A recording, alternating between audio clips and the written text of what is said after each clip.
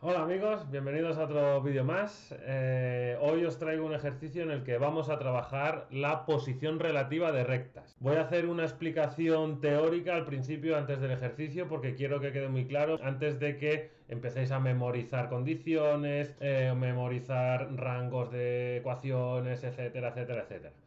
En los libros muchas veces aparecen ecuaciones de las rectas, de las dos rectas, en implícitas, es decir, dos ecuaciones de la recta R, dos ecuaciones de la recta R, y en total forman un sistema de cuatro ecuaciones con tres incógnitas. Entonces en los libros dicen, si el rango de A es 2 y el de asterisco es 2, son coincidentes. Y entonces hay muchas condiciones que, aunque se podría sacar el concepto, pero son muy difíciles de aprender. Entonces, no digo yo que eso esté mal, ni muchísimo menos. Eso está perfectamente bien y si sabéis hacerlo así, pues perfecto, adelante.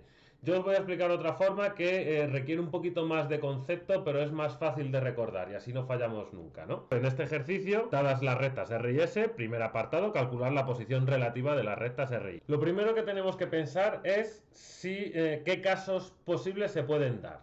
Y tenemos cuatro casos posibles. Pueden ser coincidentes, paralelas, que se corten o que se crucen. ¿Vale? Voy a dibujar los cuatro casos. Tenemos coincidentes entre dos rectas, R y S, paralelas, secantes y que se cruzan. Ahí en las dos que se cruzan he intentado pintarlo un poquito ahí en azul para que se vea la separación. ¿Vale? Entonces, primero analizamos qué características tiene cada caso. Y en el caso de las coincidentes, vemos que el vector director de la recta R lleva la misma dirección que el vector director de la recta S, ¿no? Pues vemos que V de R es proporcional a V de S. Ese simbolito significa que es proporcional, ¿vale? Y vemos que en las rectas paralelas también se da eso, ¿de acuerdo? Ahora analizamos las secantes y vemos que ahí, como la recta R y la recta S tienen direcciones distintas, pues aquí vemos evidentemente que V de R ya no es proporcional a V de S. Y lo mismo ocurre en el caso de que se crucen. Entonces, primero, para saber si las rectas son coincidentes, paralelas, secantes o se cruzan, pues lo primero es ver los vectores directores. Si los vectores directores son proporcionales, pues son o coincidentes o paralelas. Y si no son proporcionales, son secantes o se cruzan. No detectamos qué caso es concretamente, pero con una simple observación ya vemos qué casos pueden ser y qué casos no. Ahora, ¿qué diferencia cada una de ellas? En las rectas coincidentes, cualquier punto de la recta R está en la recta S y viceversa. ¿Eso qué quiere decir? Que si nosotros hemos visto que son vectores proporcionales, cogemos un punto de la recta R y lo metemos en la ecuación de S. ¿Que cumple? Son coincidentes. ¿Que no cumple? Pues serán paralelas porque en las rectas paralelas ningún punto de R está en la recta S ni viceversa, obviamente, ¿no? Entonces, muy sencillo. Tenemos dos rectas. Miramos el vector. ¿Que son proporcionales? Pues son paralelas o coincidentes. Pues ahora cojo un punto de una y lo meto en la otra, el que quiera. Y si cumple, son coincidentes. Que no cumple, son paralelas. Y así no tenemos que analizar ni calcular el rango de una matriz de 4 filas por 4, ¿vale? Entonces, porque son dos ecuaciones implícitas de una recta y otras dos ecuaciones implícitas de otra, ¿vale? Ahora bien, si no son proporcionales, pues pueden ser secantes o se cruzan.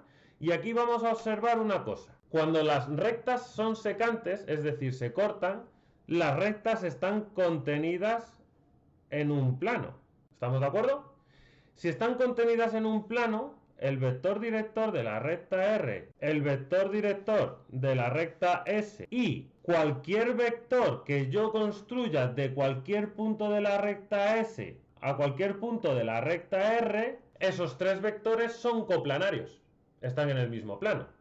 Entonces, si esos tres vectores son coplanarios, quiere decir que uno es linealmente dependiente de los otros dos.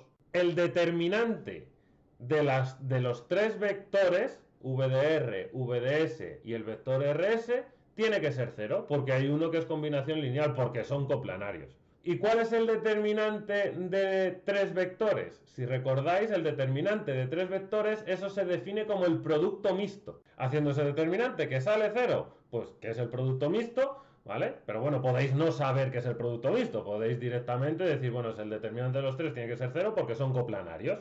Ahora bien, ¿qué es lo que pasa? En el caso en el que se cruzan, V de R, V de S Pero ahora cualquier vector que yo una un punto de la recta R con la recta S, por ejemplo, pues este con este, pues ese vector ya no es coplanario con los otros porque tendrá una cierta altura. Entonces, como ya no es coplanario, ya tenemos VDR, VDS y RS en otra dirección distinta, ya esos vectores son linealmente independientes y el producto mixto será distinto de cero, es decir, que el determinante que forman será distinto de cero. ¿De acuerdo? ¿Entendido? ¿Vale? Quería explicar esto detenidamente para que quede claro. Ahora el ejercicio vais a ver que es muy cortito. ¿Vale? Me he copiado las ecuaciones de la recta, entonces, lo primero, ver los vectores directores. Está claro que de S tenemos el punto que lo podemos localizar fácilmente porque son las ecuaciones paramétricas, que es el menos 1, menos 4, 0. Y el vector director de S es el 2, menos 1, 1. Pero de R no, como tenemos las ecuaciones implícitas, no podemos detectarla a simple vista. Bueno, pues obtenemos dos puntos de R y con esos dos puntos de R unimos. Por ejemplo, he dado X igual a 0, saco la Y y la Z y me sale el punto R1, 0, menos 2, 1. Y luego X igual a 1 y me sale la Y y la Z, menos 1, 4, es decir, el punto 1, menos 1, 4. El vector director, 1, 1, 3. Bien, pues, ¿cómo se comprobaba si dos vectores eran proporcionales? En este caso vemos que la coordenada X de V de S es 2 y la de R es 1, pues para que sea proporcional, todas las demás coordenadas de V de S tendrían que ser el doble que las de V de R, por ejemplo, ¿vale? Y vemos claramente que no es así. Entonces, vemos que V de R no es proporcional a V de S. Entonces tenemos dos casos, o secantes o se cruzan. Vale, pues ahora calculo un vector que una un punto de R con un punto de S, por ejemplo, R1S, menos 1, menos 2, menos 1, y calculo el producto mixto. Ahí tengo el determinante, si os dais cuenta, este es V de R, V de S y R1S. Calculamos el determinante y nos sale menos 11, distinto de 0, entonces se cruzan. Aunque la explicación ha sido larga, pero luego veis que si entendéis esto, nos ha costado más calcular los puntos de la recta R que lo demás, prácticamente, ¿vale? Vamos con el apartado B. Dice, hallar la ecuación del plano perpendicular a la recta R y que pasa por el punto P. ¿Vale? Pues este es muy sencillo. Como tiene que ser perpendicular a la recta R, el vector normal del plano alfa es el vector director de la recta R, que es el que tenemos ahí arriba. Así que el plano alfa, por ejemplo, que es el que estamos hallando, pues será de la forma x más y más 3z más d igual a 0. Y ahora, como P está contenido en alfa, pues entonces tiene que cumplir la ecuación. 2 menos 1 más 3 por 5 más d igual a 0. Y nos sale que d es igual a menos 16. Por tanto, alfa será x más y más 3z menos 16 igual a 0. Ya está, ¿vale? Si os dais cuenta, este apartado solo valía medio punto. ¿Por qué? Porque era muy cortito. Vamos con el apartado C. Dice, encontrar la ecuación del plano paralelo a la recta R y que contiene a la recta S. Pues esto es muy sencillo. Aunque valga un punto y parezca que va a ser largo, no, es muy sencillo. Plano paralelo a R y que contiene a S. Bueno, pues ¿qué hacemos? A ver, me he adelantado un poquito. Pintamos. ¿Y qué es lo que pintamos? ¿Vale? Pues nosotros tenemos la recta S ahí abajo, tenemos la recta R aquí arriba, ¿vale? Y como se cruzan, ¿vale? Pues están separados esta distancia. Pues tenemos que obtener el plano naranja, que el plano naranja es un plano que contiene a S y es paralelo a R, si os dais cuenta, ¿vale? Es paralelo a R. Esta sería la sombra que dejaría R sobre el plano. Pues muy sencillo. Como pi contiene a S, pues un punto del plano será cualquier punto de S, que será el menos 1 menos 4, 0, que lo teníamos antes. Y un vector director del plano será el vector director de S. Ahora, ¿qué nos falta para definir el plano? Otro vector director. Y vemos claramente que como es paralelo a R, el vector director de R, que es este de aquí, tiene la misma dirección que ese de ahí. Que aunque esté un poquito más arriba, un poquito más abajo, esa dirección es la misma. Así que, como pi es paralelo a R, pues podemos usar su vector director, que era el 1, 1, 3.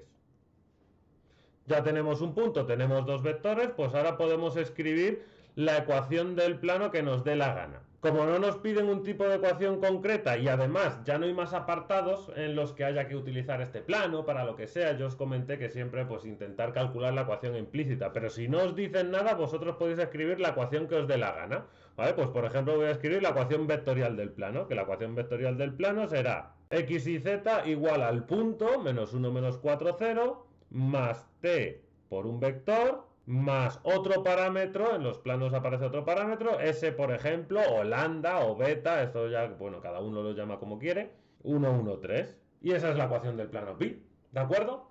Bueno, espero que haya quedado claro, sobre todo el principio, la explicación de posiciones relativas, ya que, pues bueno, se suele preguntar también, suele caer bastante, ¿no?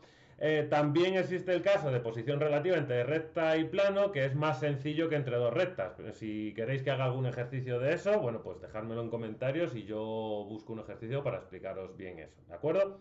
Muy bien, pues esto ha sido todo y nos vemos en el siguiente vídeo. Hasta luego.